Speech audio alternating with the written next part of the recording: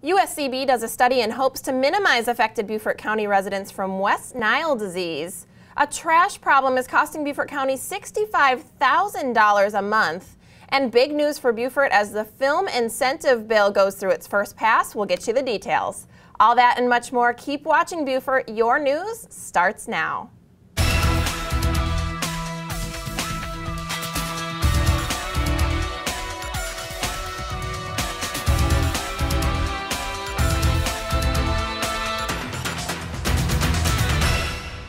Thanks for joining us for the Beaufort News. I'm Jessa Jeremiah, and here are your local headlines. The much anticipated South Carolina film incentive bill passed through the Senate recently, which is a huge victory for Beaufort and South Carolina, as this bill is going to help South Carolina more competitive financially with surrounding states when it comes to attracting movie producers. Many locals helped the cause by contacting our state senators in hopes of getting this bill passed. While the bill will have zero fiscal impact, it is expected to generate millions of dollars in capital investment and created much-needed jobs in South Carolina if officially passed. Beaufort elementary schools celebrate the environment by hosting an Earth-friendly day of transportation to school called Walk and Roll. The Walk and Roll to School Day took place last week when Beaufort Elementary joined schools across South Carolina to participate in Safe Routes to School, a national program that encourages kids to walk and bike more. The program focuses on children's safety, making the environment safer and having less traffic overall.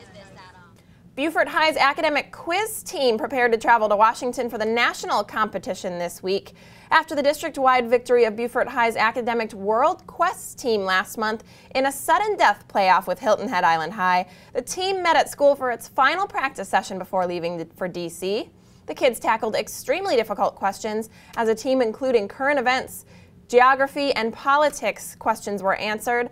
The team is led by their coach and teacher, Debbie Kidd. Trash is piling up at Beaufort County convenience centers, and it's happening at a quicker rate due to non-Beaufort County residents using these centers.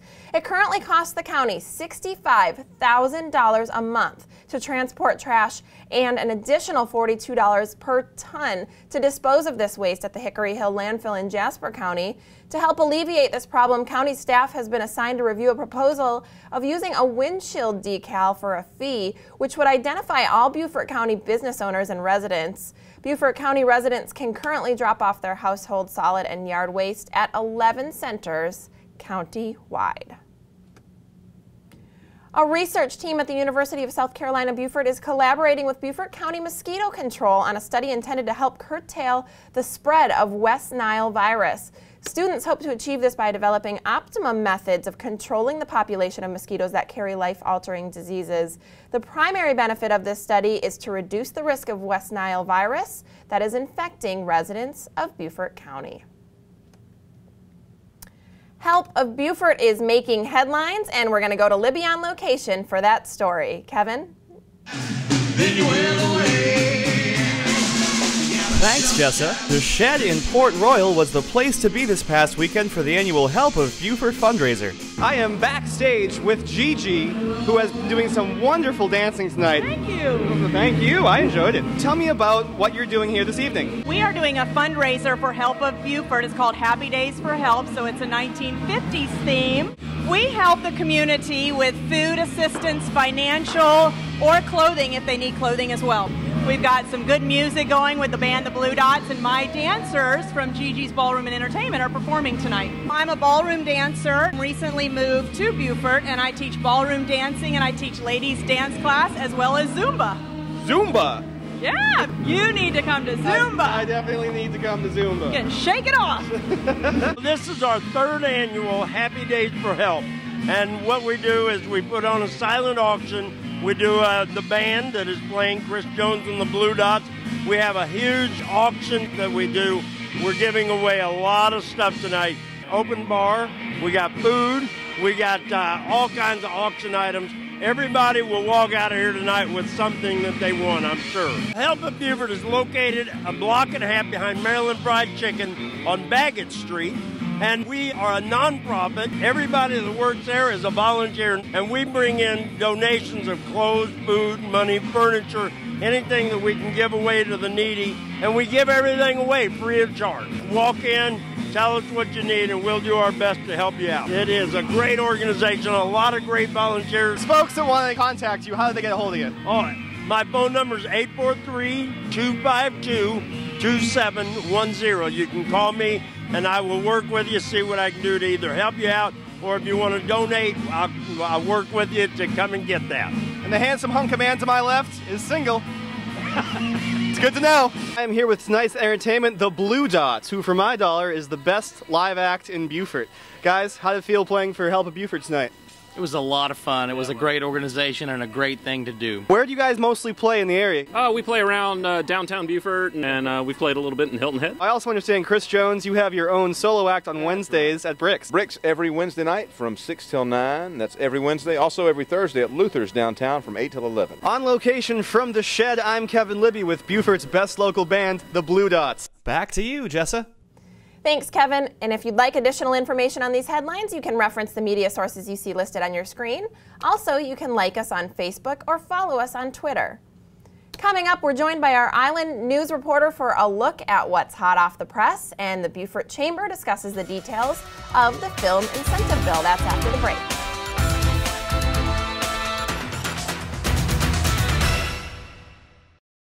Low Country Real Estate is located in historic downtown Beaufort, home to one of the most attractive real estate markets in America. We've been providing high-quality service to our community for the past 24 years. Whether you're interested in buying or selling residential, resort, or commercial investment property, our professional sales staff can help you with your real estate needs. Please visit lowcountryrealestate.com for details on all available properties in Beaufort, and come see how the Low Country becomes you.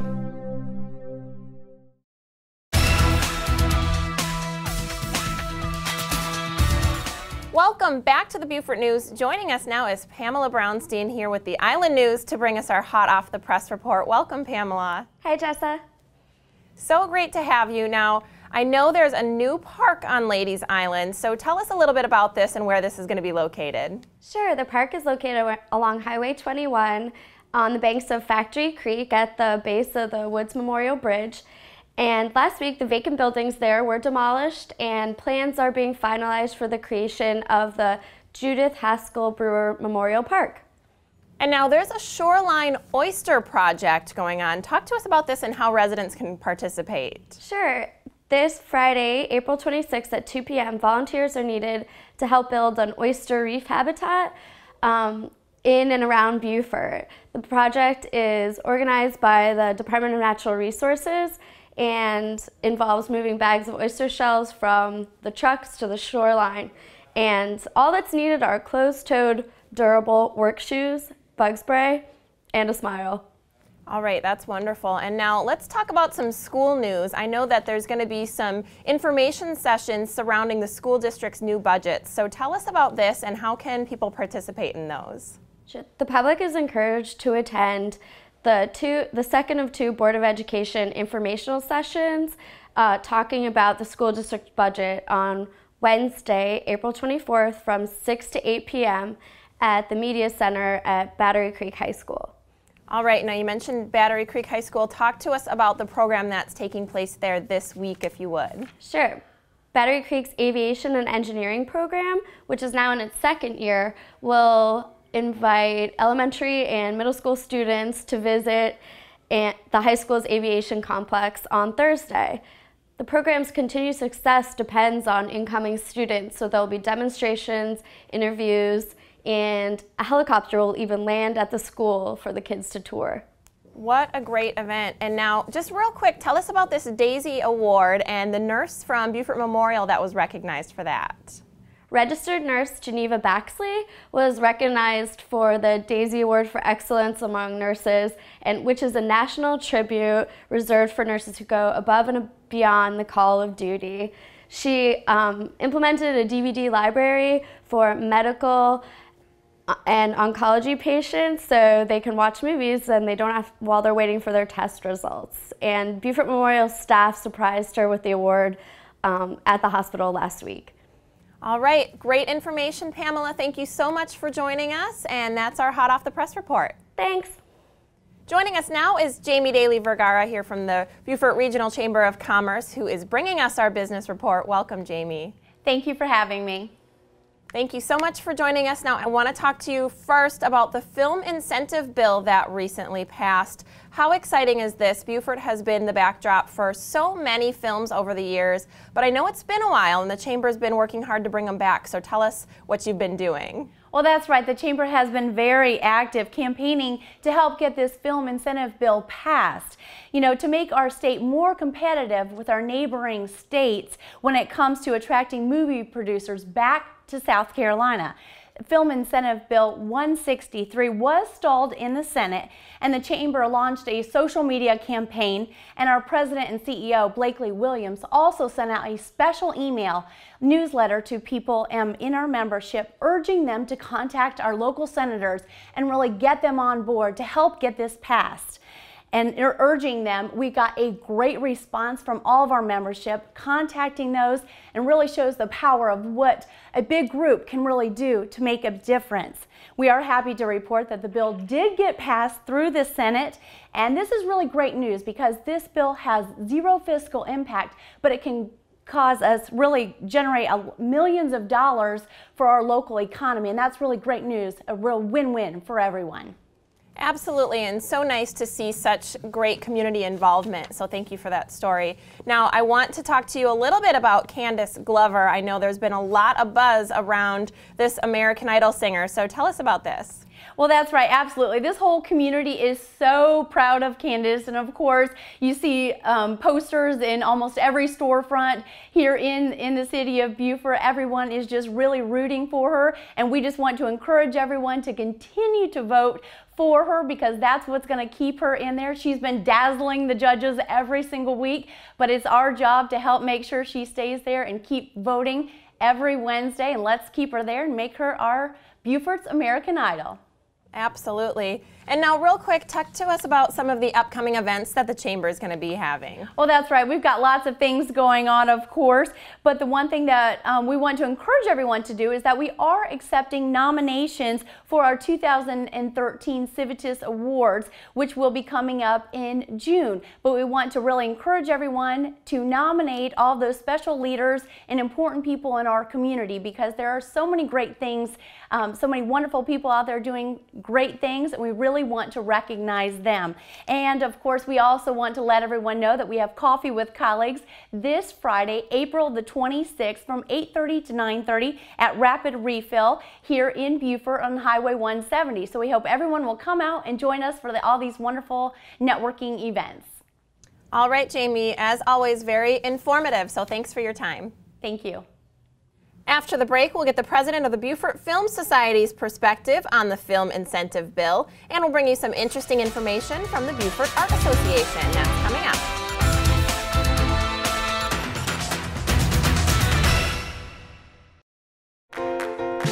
Allison Ramsey Architects believes that good design is a result of a collaborative effort between the architect, the builder, and most importantly, the client. The low country lifestyle incorporates all aspects of the home, and good design reflects the character of a family. No longer items of luxury, good design is standard. Let us help you craft a home built with everyday living in mind. Allison Ramsey Architects, creating sustainable, timeless design.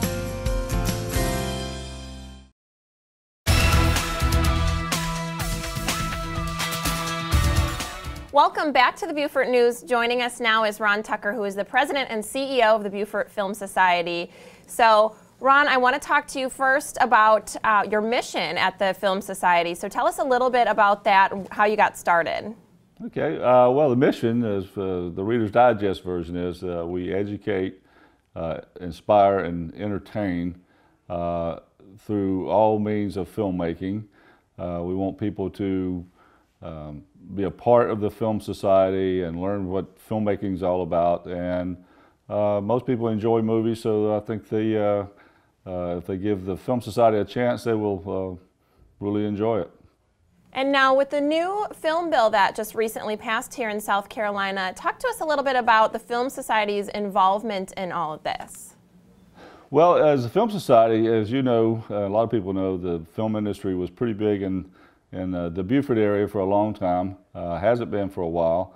The Carolina Film Alliance in Charleston, along with the South Carolina Film Council in Charleston, asked us to help them spread the word about the new rebate plan that's currently in the House for vote. We've pretty much done that through our social media pages. We've asked people to contact their representatives, their senators, and let them know how they feel about the film industry returning to South Carolina. And now, if the new film bill is officially passed, talk to us about its impact on Beaufort County specifically. Well, the film industry has a major economic impact on most states, and Beaufort County during our run during the 90s was pretty significant. We were into millions of dollars in economic revenue, both through suppliers and through our wages to the people that were working on these films. Between North Carolina and Georgia, they're pretty much spending hundreds of millions of dollars on movies, and South Carolina has pretty much lost out on that, and we're hoping to get some of that back.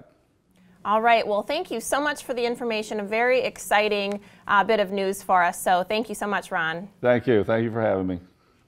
Joining us now is Jacqueline Jones, who is the president of the Beaufort Art Association. Welcome, Jacqueline. Thank you. So I want to ask you, how long has the Beaufort Art Association been active here in the Low Country? Tell us about this. Okay, the Beaufort Art Association was chartered in 1957, so it's over 55 years old. And Beaufort, South Carolina, has become one of the most sought after places for artists to come, and it has developed into such a charming community that the BAA, as we call it, played an intricate part then and still does for art lovers, other artisans to not only to learn more about their skill, but also to be able to exhibit their art at our gallery.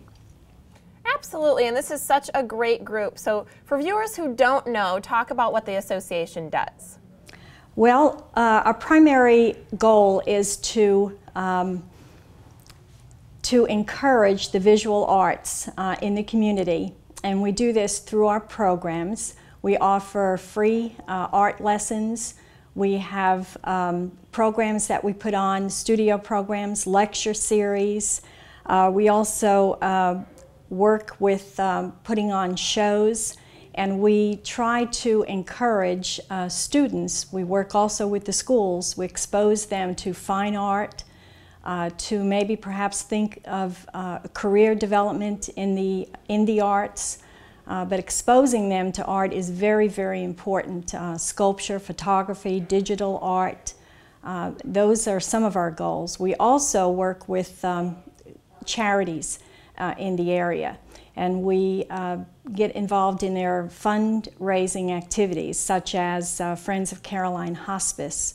We work with them with the Festival of Trees. All right, wonderful. Well, great information for us, and we look forward to seeing you out there. And Jacqueline Jones, president of the Beaufort Art Association, thanks for joining us today. Thank you so much for having us. When we return, we'll check in with Mark Shaffer, who brings us exciting entertainment news from USCB and Artworks. And Councilman Joe Lee will be here to give us an update on news in Port Royal, so stick around.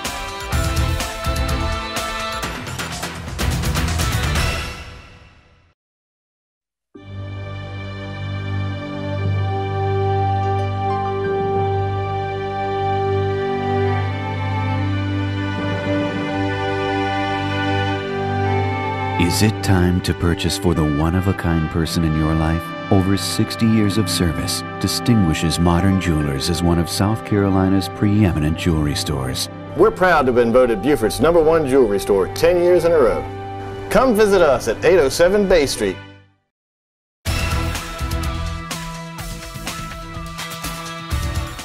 Welcome back to the Beaufort News. Now we're going to go to our entertainment report on location with Mark Shaffer, who brings us news from Artworks and USCB. Mark? Well, thanks a lot. Let's get right to it. Outstanding artwork created by USCB students goes up for the 16th annual Juried Student Exhibition, the 29th of April through the end of May at USCB Center for the Arts Gallery. Among the artists selected, Emily Yaden, John Roberts, Kelsey Borden, and Francis McNair, who recently won a highly competitive scholarship from the Portrait Society of America. And our friend Deanna Bowdish, artist and owner of the gallery on Bay Street, serves as the juror for this exhibition. Her work graces public and private collections in America and abroad. She's earned accolades at Piccolo Spoleto in Charleston and has been featured for the last 3 years at the prestigious Art Prize competition, the world's largest competitive art exhibition. Opening reception for the USCB student exhibit is Monday the 29th from 5:30 to 7, and it's free and open to the public. Call 843-208-8030 for more information. And also coming up at USCB, NPR's popular Wait, Wait, Don't Tell Me, one of our favorite live shows in high def. Everybody's favorite radio quiz show will be beamed into the big screen in select theaters throughout the country Thursday, the 2nd of May at 8 p.m. and USCB Center for the Arts is one of those venues. You can test your knowledge against some of the best and brightest in the news and entertainment world with host Peter Siegel and official judge and course scorekeeper Carl Castle. Also joined by panelists Paula Poundstone, Tom Bodette, and Mo Rocca in front of a live audience for a special 2-hour show nationwide. Fans of the weekly program on NPR know how wacky and kind of oddly informative it can be, so come join them for a uniquely entertaining evening. Tickets are $22 for adults, $18 for seniors, and $10 for students. You can call the box office at 521-4145 for more information. And finally, singer-songwriter Rebecca Folsom is coming to Artworks on Saturday, May 4th at 7:30 p.m. Rebecca believes music is all about sharing the human condition, feeling our joys and sorrows, always sharing a bit of hope. She shines when performing in a spare acoustic setting, then explodes with the blazing intensity of her band. Audiences are in for an uplifting, joyous, and truly moving musical ride. Rebecca's been writing and performing professionally for over 17 years and has played on BBC TV and radio, at Red Rocks in Colorado, at the Bluebird and Opryland in Nashville, and at art and folk festivals all over the country. Her newest project, Reunion, released last year, is a real work of art. Again, you can catch Rebecca Folsom at Artworks on Saturday, May 4th. Tickets are $17 per person, less for students, children, and groups of 10 or more. You can pick up a free copy of Low Country Weekly and click on lcweekly.com to find out what's out and about. Back to you. Thanks, Mark. Joining us now is Councilman Joe Lee, who's bringing us our Port Royal report. Joe, you have breaking news, so what can you tell us? I certainly do. The town of Port Royal has completed negotiations with an unnamed yet service station owner who will be developing the property at the corner of Paris Avenue and Rebo Road. We finished all of our part of it in terms of the architectural approvals and the site plan, and we're looking forward to the next step. Absolutely. And where is the new station going to be located exactly? Well, it's on the property where there's currently an abandoned service station. It will face Rebo Road. It'll be on Paris Avenue and Rebo Road at the corner. We'll have right now 6 pumps, and it will provide plenty of convenience store services as well. Wonderful. Do you know about when the station's going to be ready? Well, the thought right now is the regulatory approvals will take about 2 months. Construction is scheduled to take 3 months, so we're looking at the fall. We look forward to that, and let's talk about 843 TV real quick. When's your next taping of 843 TV going to be? We're going to do 843 on Thursday, the 25th of April. If the weather is good, we'll be doing it at the wetlands, at the amphitheater. Live shot of the birds there. If the weather is not so good, we will be doing the show at Port Royal Town Hall. All right, well, we'll hope for good weather. Is the public going to be invited to this one? The public is always invited, and they can see a TV show being put on. So it's usually around 8:30 in the morning on Thursday morning. All right, lots of fun. So if you get a chance to check that out, I recommend it. So thank you so much, Councilman Joe Lee, for our Port Royal report. We appreciate it. Thank you, Jessa. Appreciate it. Thanks for joining us for the Beaufort News. I'm Jessa Jeremiah. Please join us next time.